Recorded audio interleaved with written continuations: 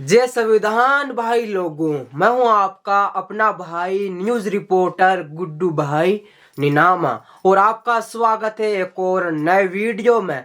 भाई लोगों, बांसवाड़ा डूंगरपुर के जो सांसद महोदय हैं राजकुमार रोत जी, जिनको आप भली भांति जानते ही होंगे, इन्होंने किस प्रकार से केंद्र और राज्य सरकार को नंगा किया है, मतलब इनकी पोल खोली है। और सबसे मेन बात, राजकुमार रोत जी की मुझे ये लगती है कि वो हमेशा सच्चाई के साथ में बात करते हैं। और हाँ, राजकुमार रोत जी ने अपनी खुद की सच्चाई भी बताई है और अपने संघर्ष के बारे में बताया है। एक बार आप ये वीडियो देखो, उसके बाद में हम पुनः बात करते हैं। तो जय जोहार, जय भीम।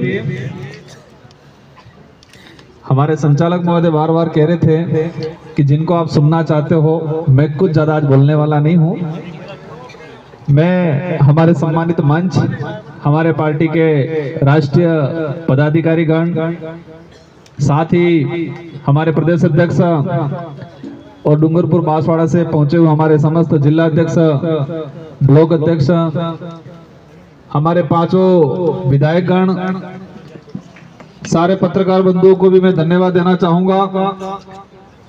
हम डूंगरपुर बांसवाड़ा में एक आभास होता था कभी कि मीडिया हमें कवरेज नहीं कर पाती।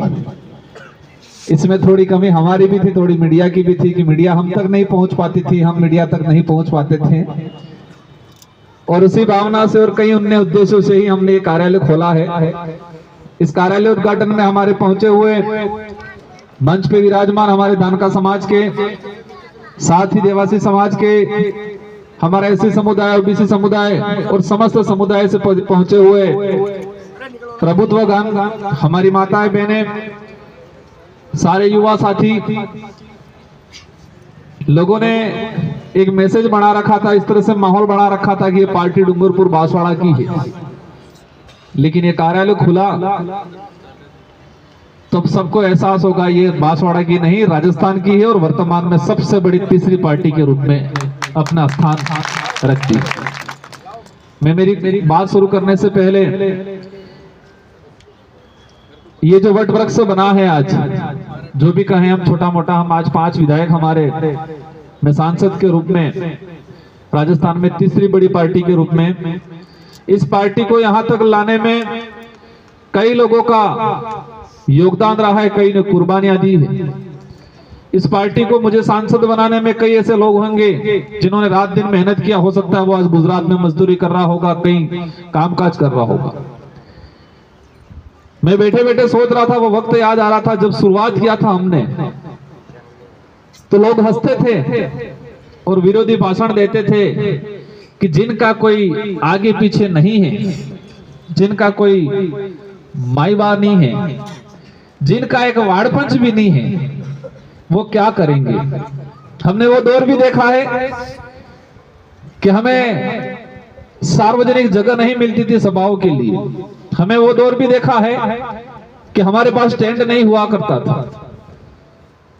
हम प्रकृति की गोद में, उन पहाड़ों में, आम के पेड़ के नीचे, पीपल के पेड़ के नीचे भी शुरुआत किया है। और हम ये एहसास करते थे, कोई सरपंच भी अगर हमारे बीच में आ जाए तो हमें थोड़ी महसूस होता था कि यार हमारा कोई आया है। लेकिन मेहनत इतनी लगन से किया, एक सच्चाई के मार्ग पे चले, उद्देश्य को लेकर चले, लोभ लालच में नहीं आए, और इसी वजह से आज एक सांसद और 5 हमारे विधायक यहाँ पर उपस्थित हैं और कई सरपंच हैं, हमारे कई प्रधान हैं। और मुझे विश्वास है हमारे पदाधिकारियों पे, इस पार्टी की विचारधारा पे, हमारे उद्देश्य पे कि आने वाले समय में राजस्थान ही नहीं पूरे देश के अंदर एक शानदार परफॉर्मेंस होगा। मैं ये जो कार्यालय खोला है, मैं इसके बारे में बता दूं, कार्यकारिणी को लेके हम लोग संभाग वाइज प्रभारी बनाएंगे, हम किसी को भी अध्यक्ष नहीं बनाएंगे। संभाग वाइज प्रभारी बनेंगे। प्रभारी में जो बेस्ट काम करेगा, जो गरीब के लिए, दबे कुचले के लिए, सच्चाई के लिए आवाज उठाएगा, उनको हम जिम्मेदारी देंगे। और हमारे कई आसपास साथी सोच रहे होंगे कि पार्टी कैसे होगा। चिंता मत करो, जो आप सोच रहे थे वही डूंगरपुर बांसवाड़ा में 2018 से पहले दूसरे लोग सोच रहे थे। अवश्य इस क्षेत्र के अंदर पूर्वी राजस्थान हो, हमारे करौली सवाई माधोपुर या उधर भरतपुर अलवर हो या कोटा संभाग हो, क्योंकि हमें हमारी आइडियोलॉजी पे विश्वास है और हमारी आइडियोलॉजी में ये चीज है। हमारे संचालक महोदय कह रहे थे, मैं एक बात बताना चाहूंगा, मैं इस पार्टी में हमारा कोई सुप्रीमो नहीं है, मैं इस पार्टी का एक मामूली सी कार्यकर्ता हूं। भले आज मुझे सांसद बनाया गया है और हमारी पार्टी की बखूबी ये है कि कोई भी हो अगर पार्टी में अनुशासनहीनता करता है तो उसको पनिशमेंट किया जाता है। आज मैं सांसद हूं, मैं 2 बार विधायक बना, मैं पार्टी में अच्छी जगह रखता हूं, इसके बावजूद भी मैं मेरी टिकट मेरी इच्छा से नहीं ले सकता हूं। मेरे निर्वाचन क्षेत्र की जनता तय करेगी कि इसको टिकट देना है या नहीं देना है। इस तरह की खूबसूरत सिलेक्शन प्रणाली किसी भी पार्टी में नहीं मिलेगी। ये लोकतंत्र है, लोकतंत्र में सिलेक्शन और इलेक्शन, सिलेक्शन पार्टी का जो उम्मीदवार तय किया जाता है तो वो सिलेक्शन किया जाता है और इलेक्शन जनता वोट देती है। लेकिन इन राष्ट्रीय पार्टियों ने सिलेक्शन का पावर जनता से छीन के हाईकमान के रूप में ले लिया और इसी वजह से अच्छा जनप्रतिनिधि नहीं चुन पाता है। इस पार्टी में हमारा सिलेक्शन पावर उस क्षेत्र की जनता के पास है, वो तय करेगी किसको चुनाव लड़ाना है, किसको चुनाव नहीं लड़ाना है। इलेक्शन से इंपॉर्टेंट सिलेक्शन है हमारा। तो इसी बात पे आना चाहूंगा, और इस पार्टी में राजकुमार रोत आज गलत करेगा तो राजकुमार रोत भी पनिशमेंट होगा।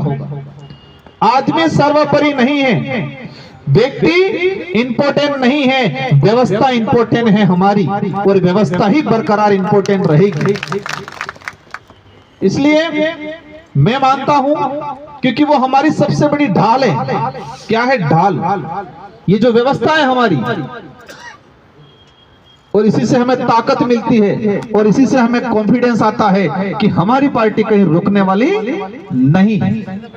इसलिए साथियों, मैं पूर्वी राजस्थान इस इलाके के कोटा संभाग से कुछ साथी आए हैं, हमारे धानका समाज से, रेबारी समाज से, इसी समुदाय से सभी साथियों से अनुरोध करना चाहूंगा।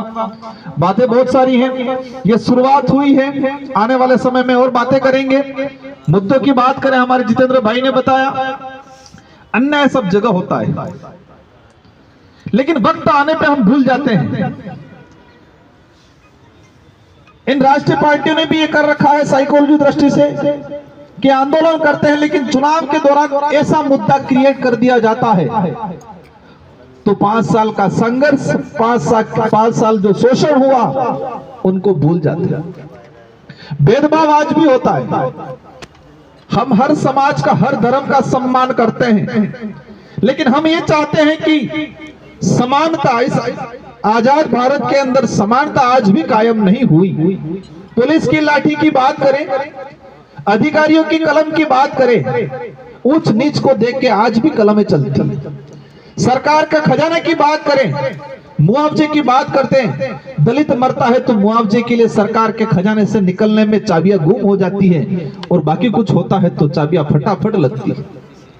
पुलिस की लाठी की बात करें, गरीब है, कमजोर है, शोषित है, सबसे पहले पुलिस की लाठी उठेगी।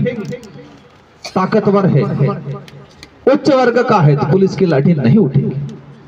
इन सारी बातों को ध्यान में रखते हुए ये विचारधारा, हम हर समाज के व्यक्ति को स्वागत करते हैं जो मानवता में विश्वास रखता है और मानवता सबसे बड़ा धर्म है, उसको मानता है, संविधान को सर्वोच्चता देता है, क्योंकि हमारे देश का सबसे बेस्ट ग्रंथ माना जाता है संविधान।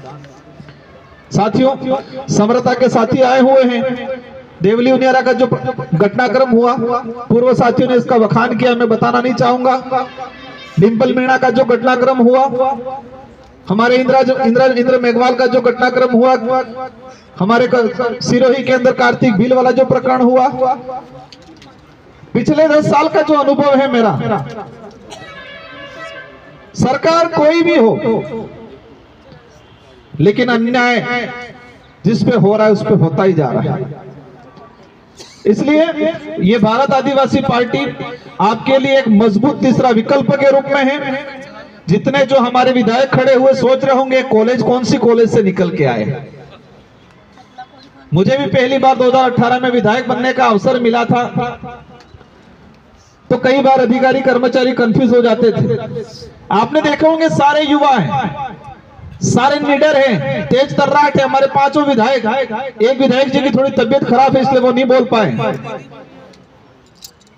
और मुझे उम्मीद है ये सब मिलकर राजस्थान को संभालेंगे और इस कार्यालय को संभालेंगे। और यहां पर मैं धन्यवाद देना चाहूंगा एडवोकेट विनोदा जी मीणा, हमारी नारी शक्ति, और इस कार्यालय का कहीं न कहीं वो और हमारे वहां से 2 व्यक्ति रहेंगे, उसका संचालन करेंगे।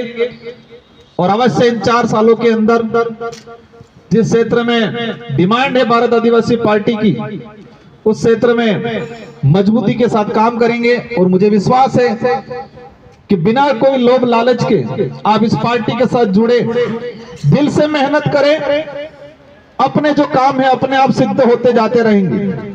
वो कहते हैं कि फल की इच्छा मत करना, कर्म करते जाना। तो इस पार्टी में भी कर्म के आधार पे आ जाना, जुड़ जाना, फल अपने आप मिल जाएगा। इन्हीं शब्दों के साथ आप सबको धन्यवाद, आप सबको आभार। इस कार्यक्रम को शानदार आयोजन के रूप में आपने तब्दील किया, इसलिए सारे मीडिया के साथियों को, पूरे राजस्थान से पहुंचे हुए सभी समुदाय के साथियों को, हमारे सारे विधायक गणों को, पार्टी पदाधिकारियों को, आप सभी को तहे दिल से धन्यवाद, आभार। जय जोहार, जय संविधान, जय भीम। हाँ तो भाई लोगों, आपने राजकुमार रोज जी का भाषण देख लिया, आपने उनकी हर एक बात ध्यान से सुनी भी होगी। तो भाई लोगों, ये होता है एक सच्चा और अच्छा ईमानदार नेता। आदिवासी समाज इनको सबसे ज्यादा पसंद करता है, SC ST OBC भी इनको बहुत ही पसंद करते हैं, जलवा है इनका। तो भाई लोगों, इस वीडियो में इतना सा ही। इस वीडियो को लाइक कर देना, चैनल पर नए है तो सब्सक्राइब कर देना और एक बढ़िया सा कमेंट कर देना। बाकी मिलते हैं अगले वीडियो में। जय संविधान, जय भारत, जय जोहार, आप सबकी जय और धन्यवाद।